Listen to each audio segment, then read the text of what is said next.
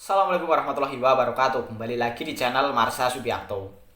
Pada kesempatan kali ini kita akan kembali membahas informasi menarik. Kali ini kembali terkait dengan rencana dari pemerintah yang akan memperbolehkan P3K mendaftar sebagai CPNS.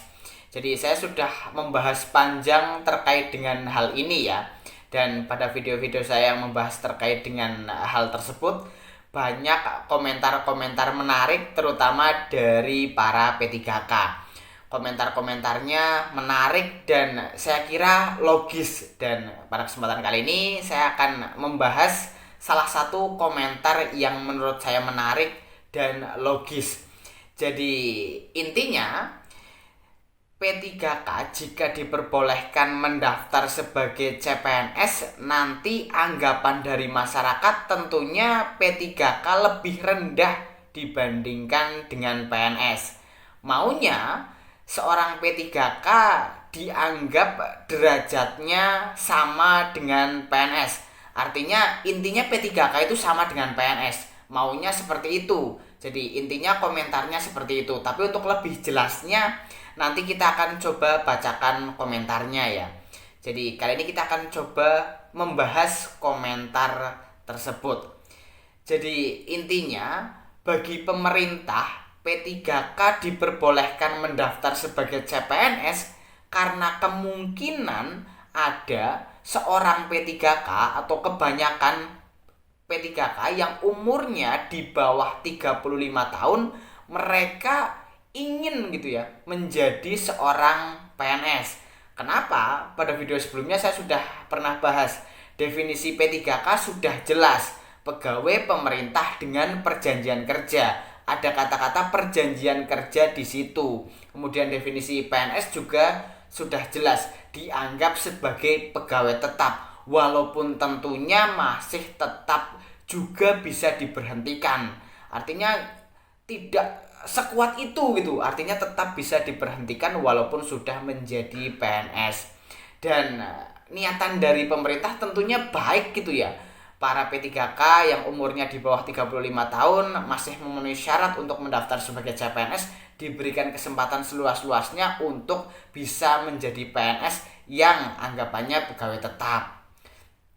Kemudian jika masalah anggapan derajat di masyarakat, saya kira pemerintah nggak berpikir sampai ke sana gitu loh. Yang penting pemerintah memberikan kesejahteraan kepada P3K. Kesejahteraan di sini dalam arti gajinya layak, dapat tunjangan, dapat jaminan kesehatan, dapat jaminan kesejahteraan. Terus kepastian hukumnya jelas. Kepastian hukum yang seperti apa? Misal gajinya ada peraturan presidennya. Kemudian untuk gaji ke-13 dan THR ada peraturan presidennya. Jadi definisi kesejahteraan bagi P3K itu di situ. Tapi pemerintah nggak bisa juga mengatur anggapan dari masyarakat gitu loh.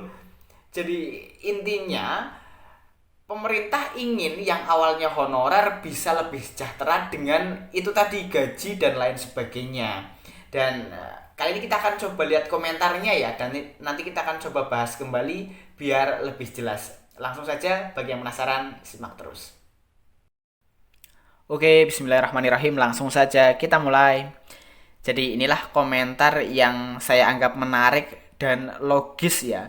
Jadi kenapa logis? Karena ya bisa dicerna gitu. Saya juga bisa berpikir ke arah sana, tetapi saya punya pendapat lain terkait dengan hal ini.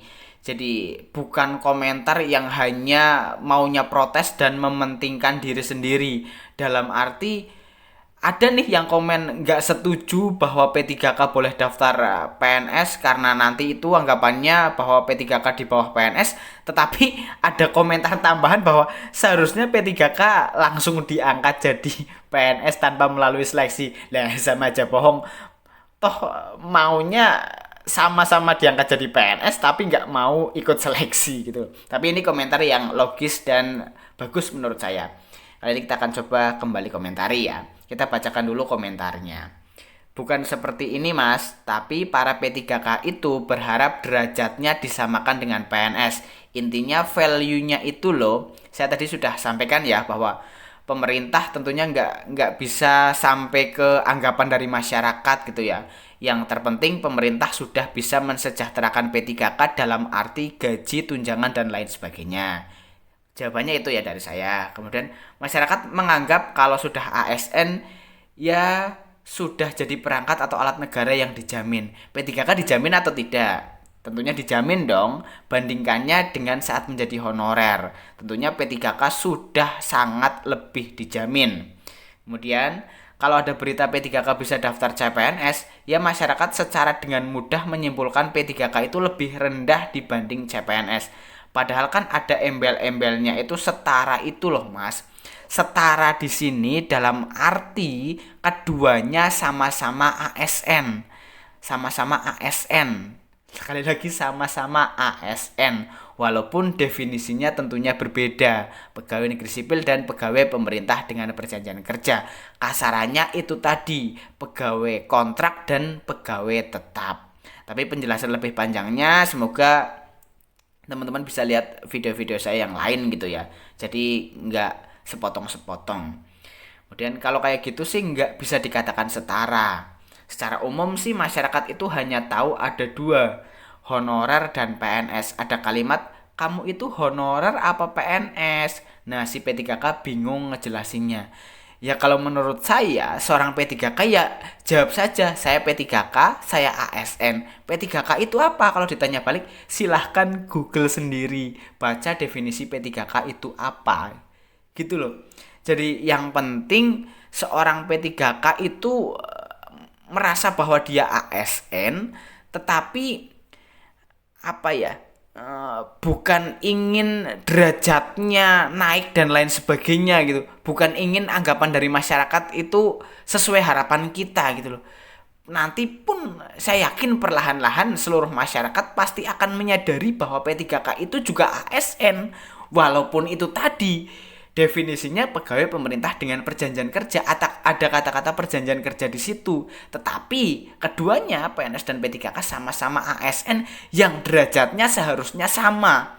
Kalau kesejahteraannya jelas sama karena gajinya sama, kepastian hukumnya sama gitu loh. Semoga bisa dipahami ya terkait dengan hal ini, walaupun saya sendiri menganggap bahwa komentar ini logis dan masuk akal. Tetapi itu pendapat saya untuk menanggapi komentar ini.